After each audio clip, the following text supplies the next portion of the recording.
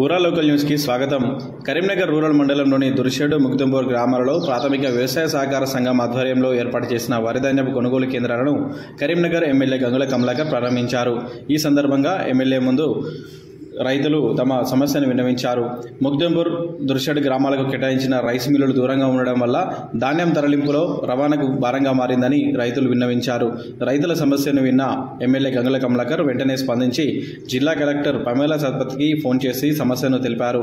సమస్యను విన్న జిల్లా కలెక్టర్ సానుకూలంగా స్పందించి రైతుల సమస్యను వెంటనే తీరుస్తామని హామీ ఇచ్చారు.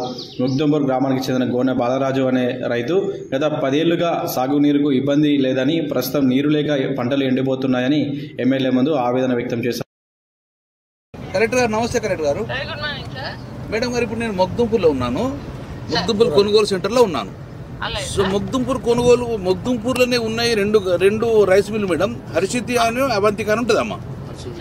హర్షిని అవంతి ముగ్దుంపూర్లో ఉన్న రైస్ మిల్లుకి అలాట్ చేయకుండా దూరం దాకా అలాట్ చేసిండ్రు, బొమ్మకల దాకా అలాట్ చేసిండ్రు. సో ఇప్పుడు నేనేమంటానంటే మై రిక్వెస్ట్, ముగ్దుంపూర్ అక్కడక్కడనే చేసి ఇచ్చేమన్నమ్మా. మరి మీరు ఎట్లా అలాట్మెంట్ ఇచ్చిన తప్పది సార్. ఇంకొకటి, ఇక్కడ దుర్షేడ్లో ఉన్నదో దుర్షేడ్లో ఇడిదిక్కిచ్చారు, దుర్షేడ్లోనే ఉన్నాయి. ఇటు అటు పోతారు, అటు ఇటు పోతారు. నాకు అంటే ట్రాన్స్పోర్ట్ ఖర్చు కదా. చెక్ చేసుకొని దుర్షేడు ఉన్న గ్రామాలలో దుర్షేడ్లో బొమ్మకలు ఇచ్చేసేది, ముగ్దుమూరు ఉన్న రైస్ మిల్ ముగ్దులు ఇచ్చేది. ట్యాపింగ్ కరెక్ట్ చేయలేము, మనకే నష్టం అవుతుంది కదా. మరి వేస్ట్. ఇవాళ మీరు చేసుకోరు, రేపు పొద్దున మళ్ళీ మీకు ఫోన్ చేస్తాను.